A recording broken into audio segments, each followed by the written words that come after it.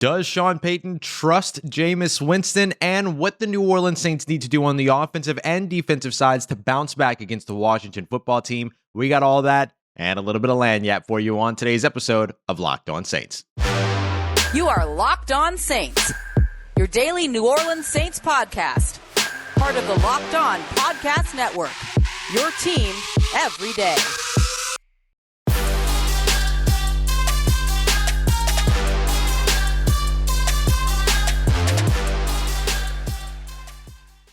What is good, Who Dat Nation and Who Dat family? Welcome into another episode of Locked On Saints, your daily podcast covering the New Orleans Saints, part of the Locked On Podcast Network, your team every day. Thanks so much for making this your first listen today. I'm your host, Ross Jackson, at Ross Jackson Nola on Twitter, Canal Street Chronicles, Locked On NFL, and here with you every single Monday through Friday, free and on all platforms, including on YouTube. If you want to watch this ugly mug, just search for Locked On Saints. All right, y'all, I want to start off with a bit of a sensitive topic today, and we're going to talk about the question, does Sean Payton trust Jameis Winston? Now, here's what I'm going to say to begin with. If Sean Payton didn't trust Jameis Winston wouldn't be on the field. But is there a lack of familiarity that's kind of held the passing game back a little bit? I think that's undeniable, and I think that that's true. You even heard Jameis Winston talk about it here recently.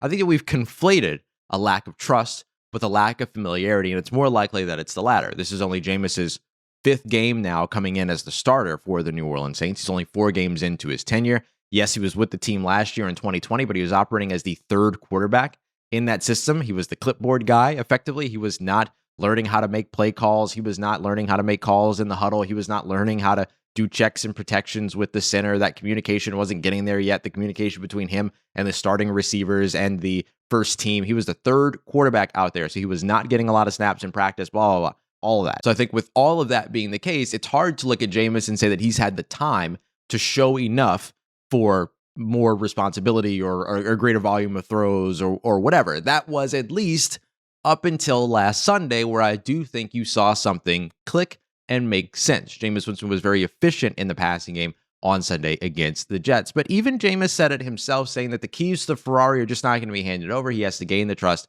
of Sean Payton. Again, I don't think that it's trust. I think it's familiarity. But I think those two things do kind of go hand in hand a little bit. So when it comes down to it, I do think that you saw enough on Sunday against the New York Giants to start handing over more of the keys to the Ferrari. I don't know if the keys are all in different places, but right now it feels like Jameis Winston's only got the key to the trunk. Do Ferraris have trunks? I have no idea. But, you got to give him a key to at least let him sit in the front seat. You got to give him a key to the passenger seat. You got to give him a key to the ignition eventually. I do think that you saw something in Sunday's game against the Giants, even though it was a loss, that warrants greater passing volume for Jameis Winston. And listen, I know the more that you throw the ball, the more you risk throwing an interception, but that's not specific to Jameis Winston. That's with any quarterback. You take any quarterback out there and you throw 23 times per game, they're not going to throw a lot of interceptions, but they might not throw a lot of touchdowns either. So you do have to find this happy medium of being an aggressive but yet careful team, because this team does not like turnovers. We know that about Sean Payton and the Locked On Saints and the New Orleans Saints. They don't like turnovers, and I get that. But it's not specific to Jameis Winston. Jameis Winston's going to throw interceptions, y'all. He's not going to be perfect, and he doesn't need to be perfect. He should be able to go out there and throw an interception, hell, 2 interceptions in some cases, depending upon what the remainder of the performance looks like. Not every quarterback goes out there and doesn't throw an interception the entire season. In fact, none of them do that. So there's just sort of this attitude around this idea that if Jameis Winston goes out there and throws an interception, then, famous Jameis is back. And, it's the bad Jameis. It's Dr. Jameis and Winston Hyde or whatever that terrible graphic was that they rolled a couple of weeks ago. Like, that's not the reality of football. The reality of football is that the passing game is necessary and the passing game is high variance. You're going to get interceptions. Drew Brees threw interceptions despite the fact that he was out there not throwing, 15 yards or more downfield for the most part. Certainly there were times where he was able to push down there, but for the most part, this offense was condensed and was designed to operate close to the line of scrimmage, and there were still interceptions being thrown. If Jameis Winston goes out there and throws an interception for the rest of the regular season with 13 games left, that's 15 interceptions on the season. So if he averages an interception a game, you're looking at 15 interceptions for the season. And I think you'll take that, because if he goes out there and also averages 2 touchdowns for the rest of this, for the rest of the season as well, picks up 26 more touchdowns before the season's out. He's already got 8. That's 34 touchdowns by the end of the season, 34 to 15. You'll take that. You'll take that. That's fine. But that's the thing, is that we can't just say, oh, Jameis Winston threw an interception, therefore he's the old Jameis again, and he's famous Jameis. Like, we can't go down that road anymore. We just simply can't. We looked at Taysom Hill's interception, and a lot of folks said, well, it didn't lead to any points, so it's not that big of a deal. We have to keep that same energy when it comes to Jameis Winston. So do I think that we've seen enough from Jameis Winston that he deserves a greater volume in the passing game? Yes. Do I think it's going to be perfect moving forward? Absolutely not. It's not supposed to be. It's football. That's why you have a defense too. So that becomes a big part of it for me. Was there enough in terms of play calling and all the other things that were going on last week to receive questions and criticism? Absolutely yes. Absolutely yes. But are you questioning and criticizing just to question and criticize? No. You question and criticize because you're seeking improvement. You're trying to push for improvement. So now we have to switch to being evaluators. I'm done questioning and criticizing. I'm finished with that. I'm now moving into being an evaluator for the rest of this weekend because I want to see, do the Saints take on a higher volume of passes up against Washington? Does it take until Seattle because they want to go through the bye week first to make that adjustment? That would also make sense. That's when you also are supposed to start getting pieces back, ideally, like Michael Thomas and Tre'Quan Smith. Maybe that doesn't happen until Tampa. So do you take another step forward there? That's what we have to watch. Do they take a step forward this weekend, even if it's not the biggest step forward? Are they starting to take that step forward or not? I think that's what you're looking for. And that's where the familiarity question mark really gets answered. Because as they become more familiar with one another, then you get more opportunities in this offense. And I think without a doubt, it's time for more opportunities. Even if it doesn't mean completely take the top off yet, it's time for more opportunities. All right, y'all, as we look for that passing offense to continue to take steps forward for the New Orleans Saints, I want to dive into the rest of the offense as well. We're going to go offense and defense, actually, with our keys to victory. We'll have that coming up for you here in just a sec. I want to tell you about why Taysom Hill still might have a huge role in this game. Not at quarterback, though, but as a skill position player. We'll talk about why as we continue on with today's episode. But first, I want to tell you the Saints have moved. The line has changed. They are now favored by 2 points, -2 right now over at betonline.ag in their matchup against the Washington football team this weekend. Over-under has also moved down to 43.5. So you're feeling pretty good about either one of those numbers. You want to get in on some action there, go and check out our friends over at betonline.ag. If you're not into betting on the NFL, I completely understand. They got more for you, though. They've got the MLB as they move into the postseason, which is one of the best playoff formats in the entire sporting world. And then you've also got NHL getting started here right around the corner. By the way, the best playoff format in the world. And then you have MMA, you've got UFC you can get in on, and your favorite Vegas casino games, as well as end-of-year awards over with the NBA and back over with the NFL. So it's just a ton that you can get in on over at betonline.ag. If you can think it, you can bet it. They got a bunch going on over there. So go and check them out. And don't forget to use the promo code LOCKEDON so you can get a 50% welcome bonus on your first deposit. That's promo code LOCKEDON as a new customer, so you can get that 50% bonus on your first deposit. BetOnline is the fastest and easiest way to bet on all of your sports action. Go and check them out at betonline.ag, where the game starts. All right, family, continuing on with today's episode of Locked On Saints. Thanks, as always, for making us your first listen of the day. Grateful to be here with you and a part of your routine. So thanks a bunch for all the support throughout the show. I want to talk a little bit about our keys to victory here. We'll go offense, then we'll go defense. I wrapped up last time talking a little bit about Taysom Hill going into this one. So let's start off with him and about the important role that he plays for the New Orleans Saints. And again, I don't think it's about him at quarterback. I think that it's about him as a receiver in particular for this game. I went back and watched a couple of the Washington football team's last games, but something that really stood out for me against the Atlanta Falcons was how much trouble they have with Cordarrelle Patterson, who scored 3 touchdowns for them, despite the fact that he didn't play a ton of snaps. I mean, just over like 23 snaps or so. So he had 12 of those in the backfield, 7 snaps in the slot, and 4 snaps out wide.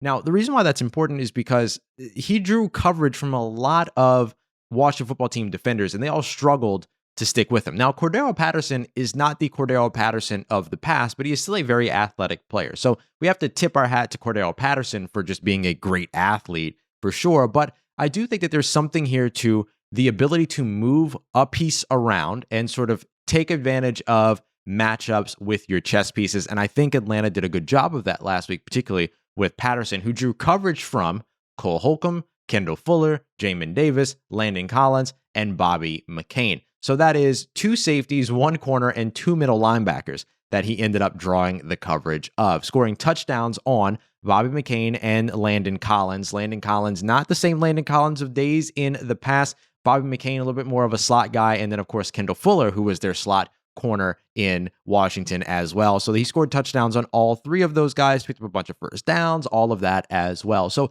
I do think that moving Taysom Hill around, whether you're targeting him out of the backfield, which they also did with Cordell Patterson, or you're lining him up in the slot and out wide and utilizing him as sort of this movable chess piece, could be a real, I don't want to say easy, but maybe an attainable way to take advantage of some of those matchups that the Washington football team struggled with last week, and then rinse repeat going into this week.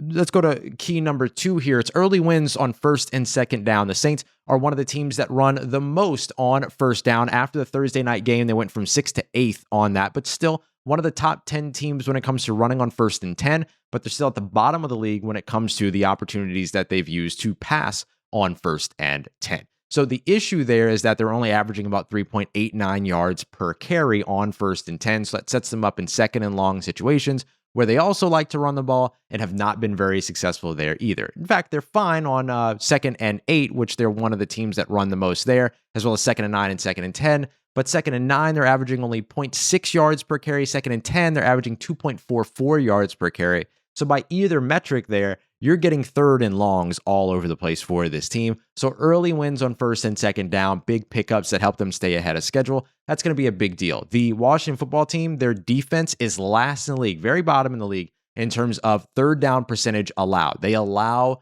a lot of third down conversions. That's good news for the Saints, who are in the top 6 right now in the NFL for third down conversions at about 44%. But getting those early wins on first and second down will help them keep that streak up against a team that is weak on third down defense. All right, finally, let's get to what it's going to take for the Saints to win at the trenches, and that's going to be a huge part of this game, is win up front and throw 30 passes. Now, that's if that's going to be a part of the game plan this week, right? Don't know if it's going to be a part of the game plan this week or if they're going to wait until after the bye week to get there, but I think that winning up front gives you the opportunity there to feel a little bit more comfortable in your passing game. Also gives you the opportunity to continue to run the ball, right? The Saints have gone over 130 rushing yards 3 times this season, 170 or more as a team 2 times this season. We just saw Alvin Kamara put up only his 4th ever 100-yard rushing day, reset a career high in carries against the New York Giants. I think it might be a little bit of a lighter day for Alvin Kamara in the run game. We'll see if Devine Azigbo immediately gets involved or if they end up going to Dwayne Washington right away, either of which makes sense. But I do think that winning up front, resetting the line of scrimmage, and allowing the running backs to be able to create based upon what the offensive line is creating for them is going to be important. It's also a fearsome front 7 for that Washington football team, who have just under 10 sacks so far this season, but a lot of those coming from one spot, and that is Montez Sweat, who often rushes off the offensive right side, defensive left. So keep an eye out on that spot with Ryan Ramczyk.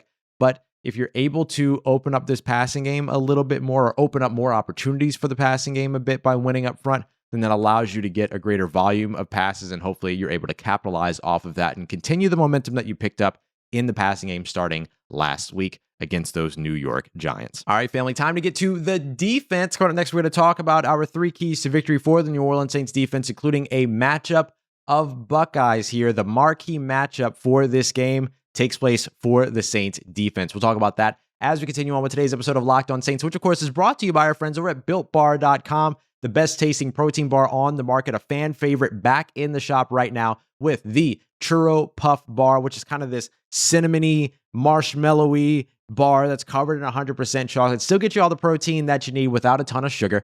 So go and check it out. The Churro Puff Bar that's on sale right now, along with the Mint Marshmallow Bar that's also out. You can check out both of those, as well as all of your favorite standard flavors they have. Coconut almond, German chocolate for you coconut lovers. If you got a sweet tooth, cookies and cream, salted caramel, mint brownie, which is my favorite. Those are all available to you as well. So go and check them out. Find out what your favorite is by getting a sample box that'll give you 2 of all 9 flavors, or you can create your own, build your own for up to 3 flavors there. And whatever it is that you do, don't forget to use the promo code LOCKED15, LOCKED15, so you can get 15% off of your box at Built Bars. Whether it's your first or your next, doesn't matter. Promo code LOCKED15 is going to get you 15% off at BuiltBar.com. Let's get it, Who Dat Nation. Wrapping up today's episode of Locked On Saints with our 3 keys to victory over on the defensive side. So let's start off with the marquee matchup, player to player here. Buckeye versus Buckeye, Ohio State versus Ohio State, Ross Draft Crush versus Ross Draft Crush. Marshawn Lattimore going on and going up against Terry McLaurin, the star wide receiver for the Washington football team.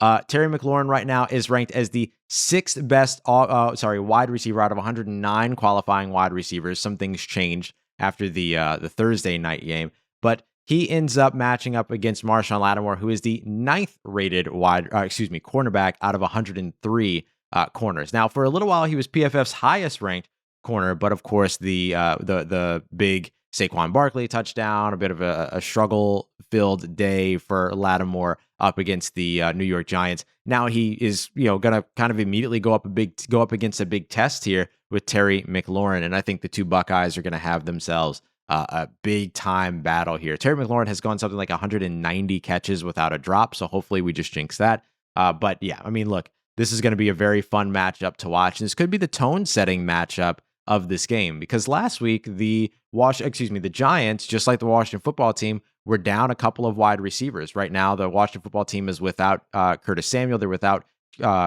Cam Sims, and they're also without Diami Brown, their young dynamic rookie that they drafted out of North Carolina. But we saw that last week too with the New York Giants. Now, of course, every Sunday's different, but a big part of why the New York Giants were still successful is because of Kenny Golladay, the number 1 wide receiver. So you don't want to see that this week up against Terry McLaurin, and he's going to draw the matchup of Marshawn Lattimore. It will be interesting to see if Marshawn Lattimore shadows McLaurin, unlike last week where he didn't shadow Kenny Golladay. We'll see if maybe the Saints make that adjustment going into this Washington football team matchup, something to watch there at the beginning of the game. Next, I want to go to pressure from the left side for the New Orleans Saints. Now, that's the defensive left, offensive right in this case. Samuel Cosmi is the starting right tackle for the Washington football team. He has allowed the most pressures for the team thus far with 8, which includes 6 hurries, 1 hit, and 1 sack. He's going to be matching up with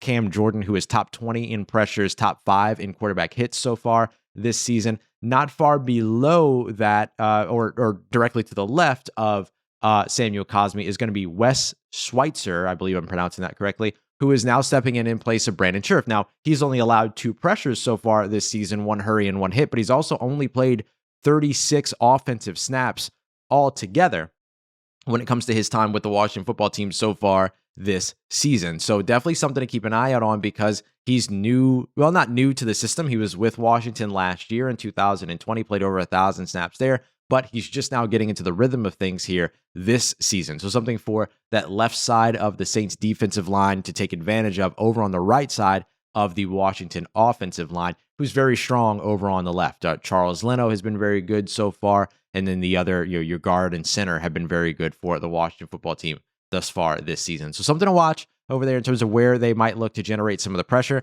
I'll be very interested to see if, without Logan Thomas on available for the Washington football team, who is a quarterback turned tight end that is actually a pretty good blocker, if the Saints start to overload one side of the line in their pass rush, as opposed to spreading it out evenly across, where you have the 3 down linemen, 2 linebackers in the middle of the defense up against the kind of sugaring the A gaps there, and then the 2 safeties on the outside. We'll be interested to see if maybe both safeties come from the same side, or if you cheat a linebacker over, things like that, to try to overload the right side of that Washington football team offensive line to put some pressure on Taylor Heinicke, who's not the most reliable quarterback when it comes to being under pressure. As of right now, his when he's kept clean, he's got a 114.4 passer rating, but when he's under pressure, that drops to 77.1%. And he's got 4.08% of his plays have been turnover-worthy plays. That is above Jameis Winston's 3.8, by the way. But when it comes down to it, I think getting pressure on Taylor Heinicke is going to be key, and it might be coming from that right side of the offensive line for him.